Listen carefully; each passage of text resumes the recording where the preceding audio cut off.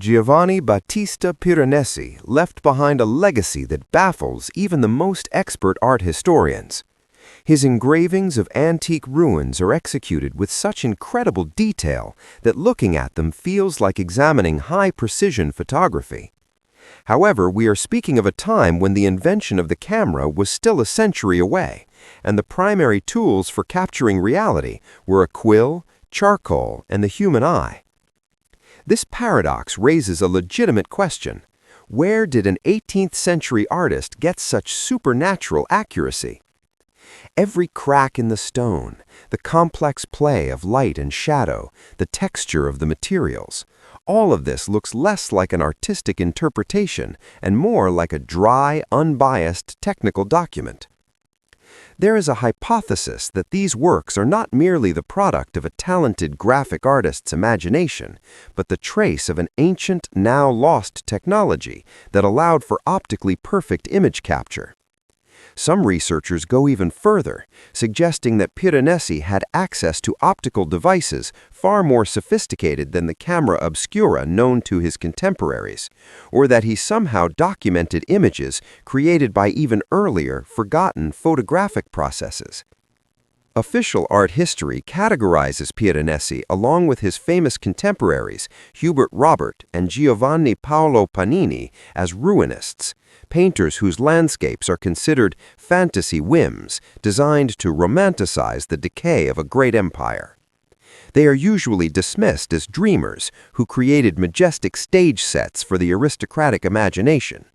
But if we accept this version, it becomes completely unclear why modern researchers find such frightening correspondences between these fantasies and real objects. When we compare the engravings with structures that have survived to this day, it turns out Piranesi was not inventing, he was documenting. Proportions, perspective, and the tiniest architectural elements are rendered with engineering scrupulousness. Moreover, many of the objects he depicted still exist today, though their condition has changed over the centuries, which only confirms the status of the engravings as historical evidence rather than romantic fiction. The question becomes even more intriguing when we examine the sheer volume of his output. Piranesi created over 1,000 detailed etchings during his lifetime, each one displaying the same obsessive attention to architectural minutiae. For a single human being working with supposedly primitive 18th-century tools to produce such a corpus of photorealistic images seems to border on the impossible. Was there something about his method, his tools, or his sources that we have fundamentally misunderstood? To understand the mystery, we must first examine what makes these images so unnervingly accurate. When you place a Piranesi etching next to a modern photograph of the same structure, the correspondence is often shocking, not just in the general composition or the overall shape of the building, but in specific details. A particular pattern of cracks in the masonry, the exact angle of a collapsed column, the precise way vegetation grows through broken stonework. These are not the kinds of details an artist invents or even remembers. These are real. The kinds of details that get captured mechanically, automatically, without the filter of human interpretation. Art historians have long noted that Piranesi's perspective is mathematically precise in ways that exceed even the careful measurements of trained architects. His vanishing points are exact. His proportions are verifiable. The recession of architectural elements into the distance follows optical laws with scientific precision. This level of accuracy typically requires instruments, measuring devices, perhaps even multiple visits to carefully triangulate angles and distances.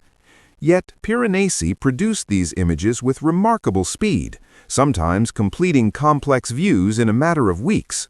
The conventional explanation is that Piranesi was simply a genius, a once-in-a-generation talent whose powers of observation and technical skill were so extraordinary that they produced results that mimicked photographic accuracy through pure artistic virtuosity. But this explanation, comfortable as it may be, begins to strain under scrutiny. Genius explains excellence, it does not explain the impossible. Consider the information density in a typical Piranesi etching. A single print might contain thousands of individual architectural elements, each one rendered with distinct characteristics. Stone blocks with unique weathering patterns, decorative elements with specific damage, vegetation with botanically accurate growth patterns, shadow masses that correspond to precise times of day and specific atmospheric conditions. The amount of visual information compressed into these images exceeds what the human eye can consciously process and the human hand can consciously reproduce from memory. Some researchers have suggested that Piranesi must have used a camera obscura, an optical device known since ancient times that projects an image onto a surface where it can be traced. Indeed, many artists of the period used such devices as aids to accurate drawing. But the camera obscura has significant limitations. The image it produces is dim, requiring work in darkened spaces. It must be set up at a specific distance from the subject. Most critically, it produces a flat, uniform image that lacks the dramatic contrasts and atmospheric depth that characterize Piranesi's work. Moreover, Piranesi's etchings often show views that would have been physically impossible to capture with a camera obscura of his era. Elevated viewpoints looking down on structures, perspectives from positions where no device could have been safely or practically positioned, interior views of ruins that would have been too dark for the weak light of a projected image to register useful detail. The camera obscura theory solves some problems but creates others equally puzzling. This brings us to a more controversial hypothesis. What if Piranesi was not creating original images at all, but copying from pre-existing visual sources? What if somewhere in the archives of Rome, in private collections or ecclesiastical libraries, there existed a body of images created by an earlier technology, images that Piranesi discovered and systematically reproduced through his etching process? This theory, though it sounds like the plot of a historical thriller, has some intriguing circumstantial evidence. Piranesi was obsessed with ancient Rome, but his interest went far beyond mere artistic fascination.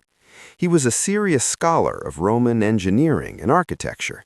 He spent years excavating ruins, studying construction techniques, and accumulating a vast personal library of rare texts and documents.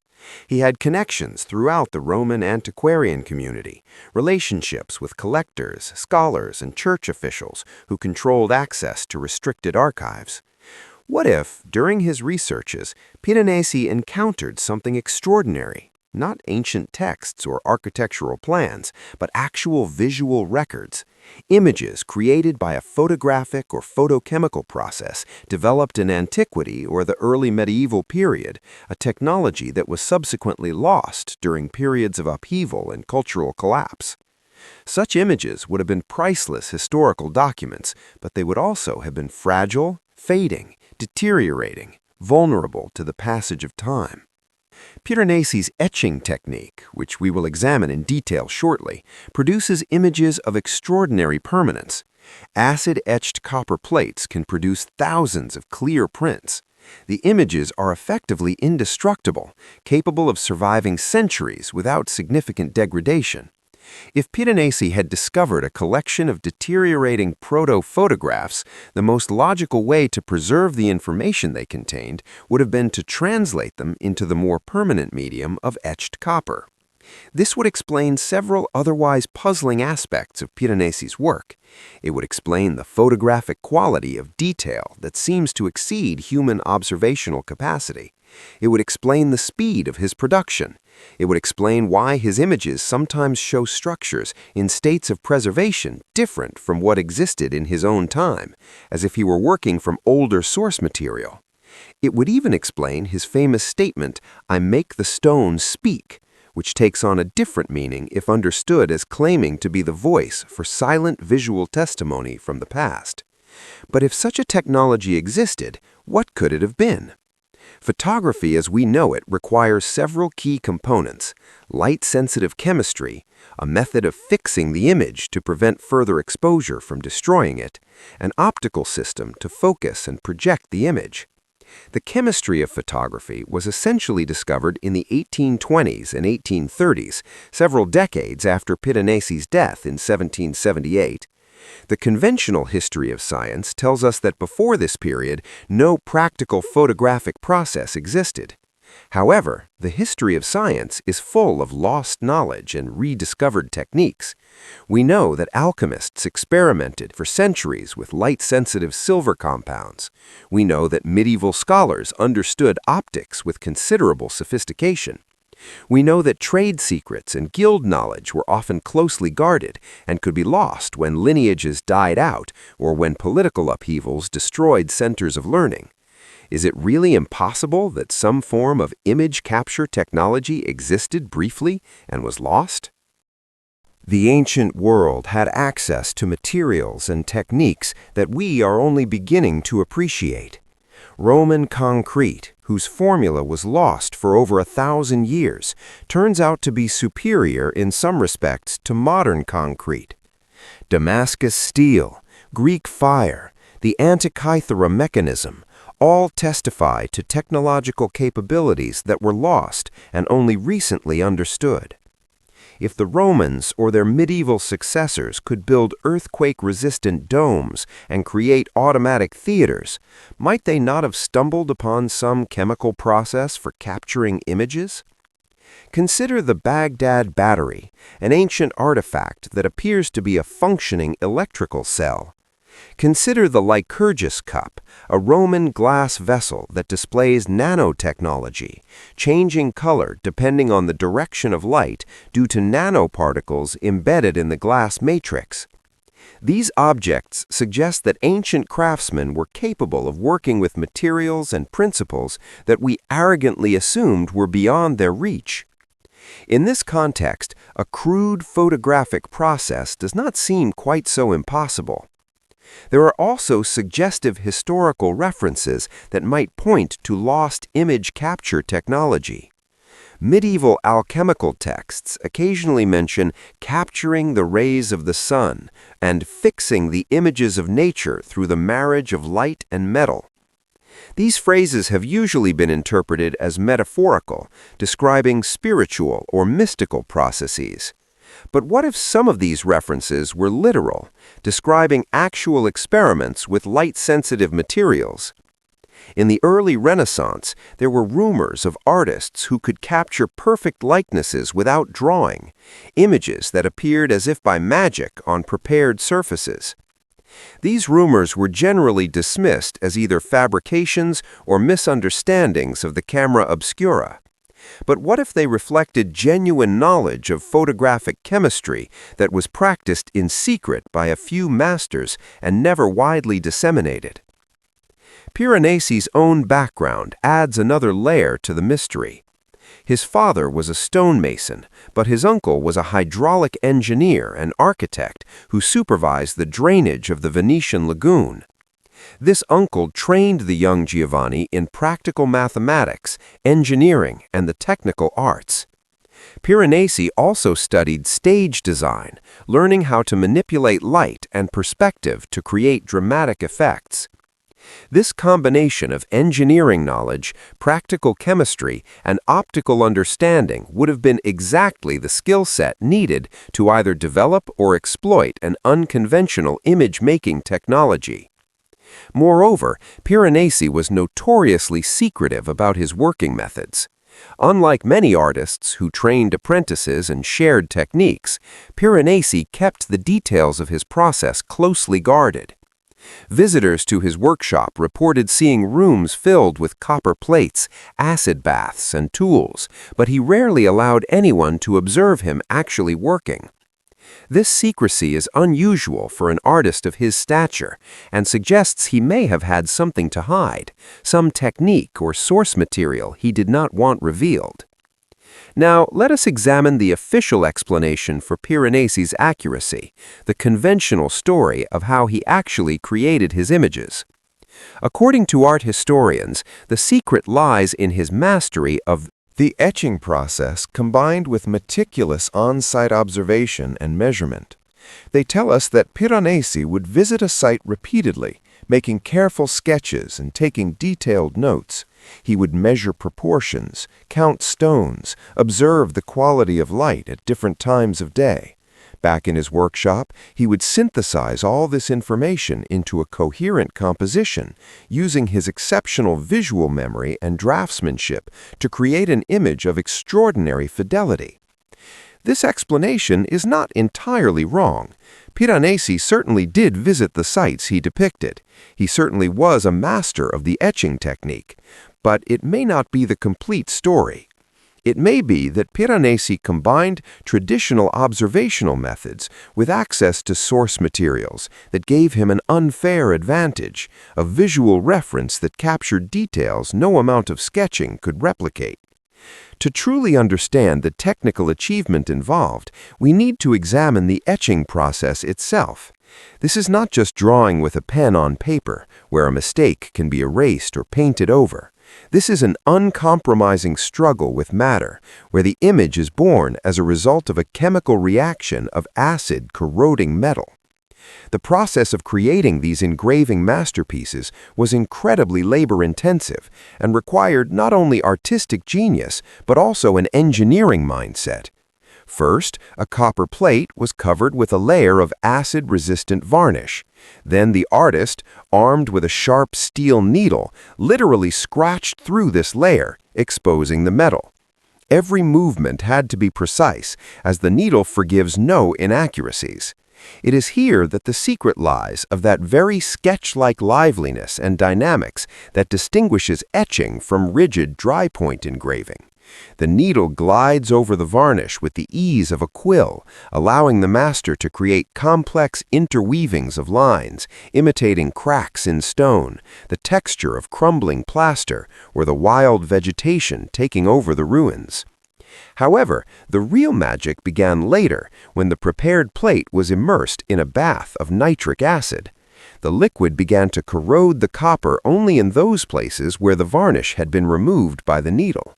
The depth and width of the future line on the print depended exclusively on the time the plate spent in the acid. Piranesi brought this stage to perfection using the method of multi-stage etching. He would take the plate out, cover the areas that needed to remain light and thin, for example the background or clouds, with varnish, and submerge the metal in the acid again to deepen the shadows and make the foreground lines deep and saturated. This process could be repeated many times, creating a real relief on the flat sheet of copper. It was this complex layering that allowed for the effect of incredible volume and atmospheric perspective. Thousands of strokes crossing at different angles created a thick, velvety blackness of shadows, from which, as if under the beams of a spotlight, the illuminated details of the architecture emerged. Subsequently, during printing, the grooves were filled with ink, and under the colossal pressure of the press, damp paper literally pulled the pigment out of the metal channels. Thus, images were born with the highest contrast and density of detail, unattainable for ordinary drawing. Piranesi used this technical arsenal to imitate the tangible materiality of the world. His stone seems heavy and cold, his marble smooth and eternal. The artist did not just copy the visible. He directed light and shadow, turning ruins into grandiose theatrical sets. But here is what makes the mystery deeper. The etching process, by its very nature, requires the artist to work in reverse. Every line scratched into the varnish will print as a dark line on the final image. The parts left covered will print as white. The artist must constantly visualize the final result in negative, thinking backwards through every stage of the process. For simple compositions, this is manageable.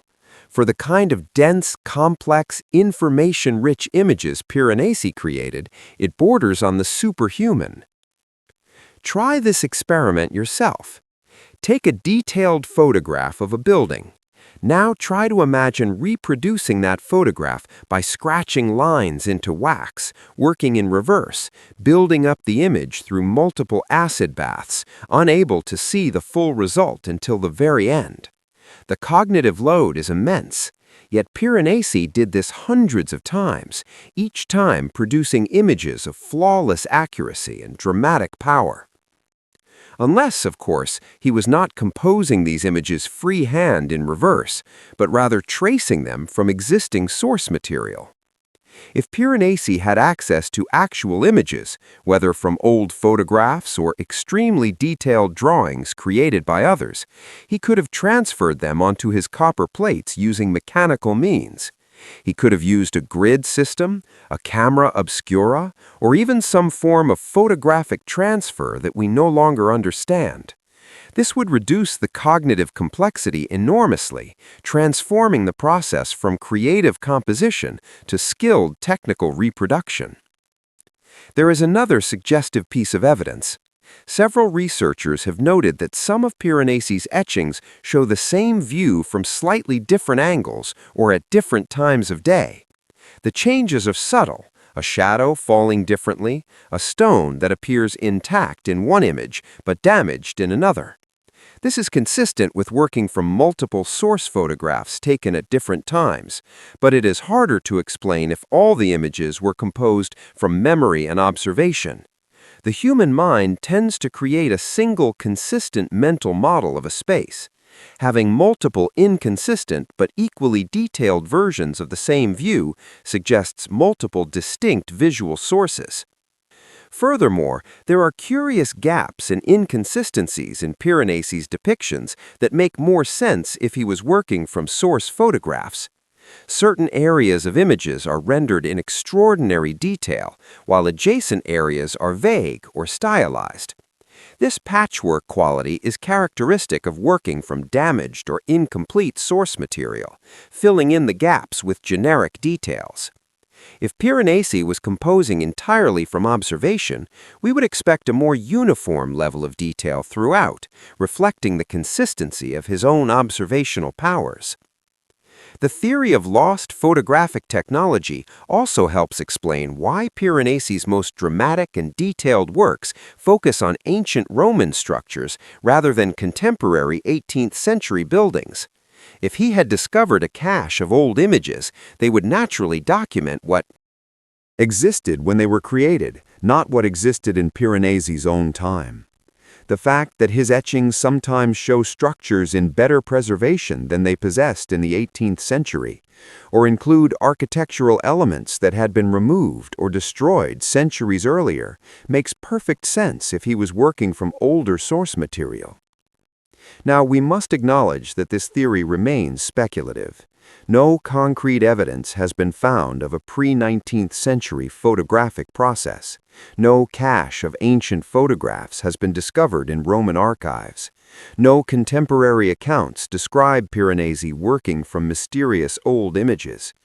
The theory rests on circumstantial evidence, on the improbability of his achievement, on suggestive details and curious patterns in his work. But the absence of evidence is not the same as evidence of absence. If such a technology existed and was known to only a small number of people, if the images were rare and fragile, if Piranesi deliberately concealed his sources to maintain his reputation as an observational genius, then we would expect exactly the historical silence we find. Lost technologies leave few traces precisely because they were lost. Consider how easily photographic knowledge could have been lost in the chaos of late antiquity or the medieval period. Suppose a Roman or Byzantine chemist discovered that certain silver compounds darkened when exposed to light. Suppose he experimented with coating surfaces with these compounds and using optical devices to project images onto them. Suppose he even developed crude fixing agents that prevented total blackening, preserving a ghost of the captured image. Such a process would have been limited, perhaps requiring minutes or hours of exposure, producing faint images that faded quickly. It would have been a closely guarded secret, too valuable to share widely, too fragile to survive political upheaval. When the practitioner died, when the workshop was destroyed, when the carefully hoarded chemicals were lost or dispersed, the knowledge would have died with them. A few surviving images might have remained in forgotten collections, curiosities whose origin was no longer understood. This pattern has repeated throughout history. We know of sophisticated technologies that were practiced briefly and then lost. The Romans could create self-healing concrete, but the formula was forgotten. Medieval craftsmen could create colors in stained glass that we cannot quite replicate. The Antikythera mechanism, an ancient Greek analog computer of stunning sophistication, was unique, its knowledge apparently dying with its makers. If photographic chemistry emerged briefly in the ancient world, it might have left just enough traces to tease us.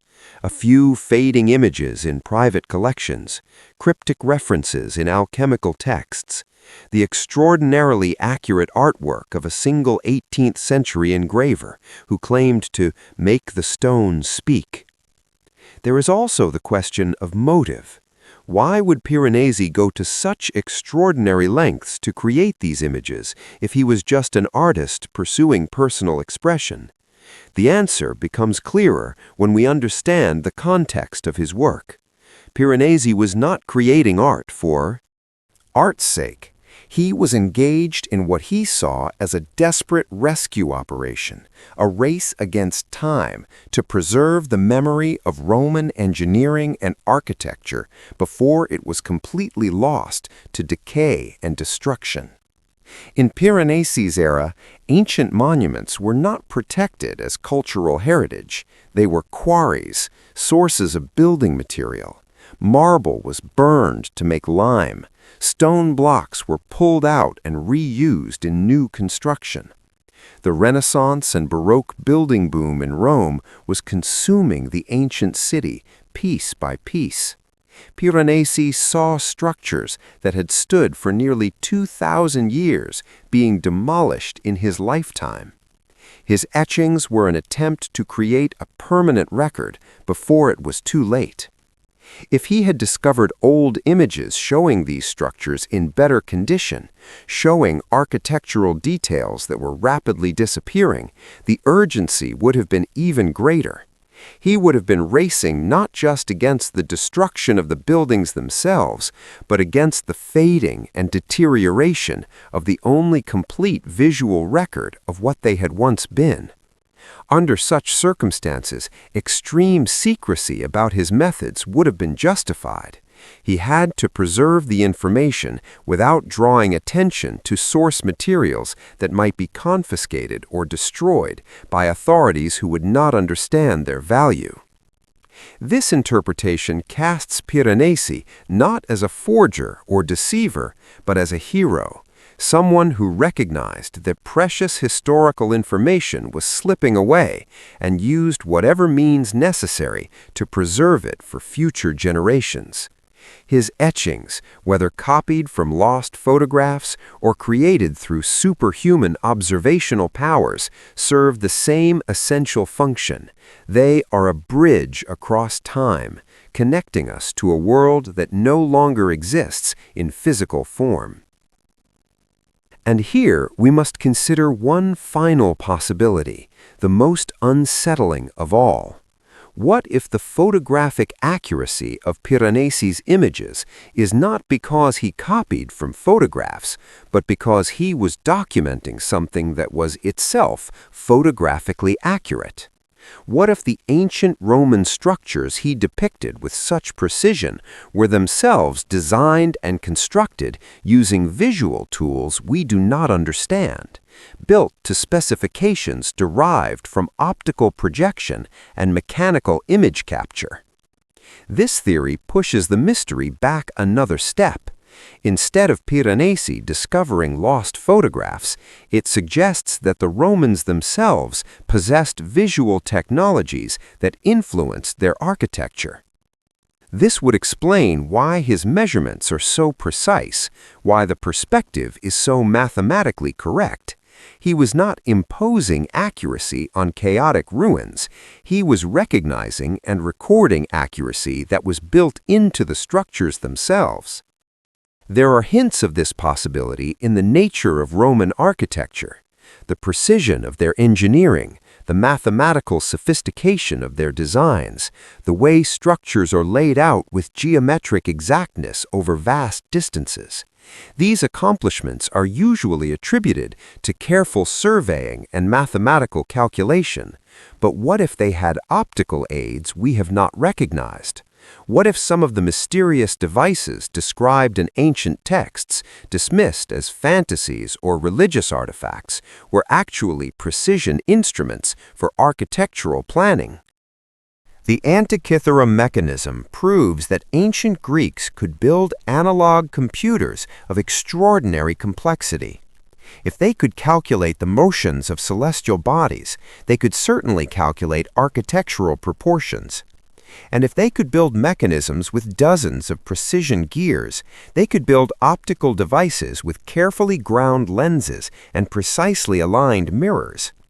In this interpretation, Piranesi's achievement is not in possessing lost technology himself, but in recognizing that the buildings he studied were products of a more sophisticated technological culture than historians acknowledged. His obsessive accuracy was an attempt to document not just what the buildings looked like, but the precision engineering principles embedded in their design. Whether Piranesi used lost photographic sources, superhuman observational powers, or simply recognized technological sophistication in ancient architecture,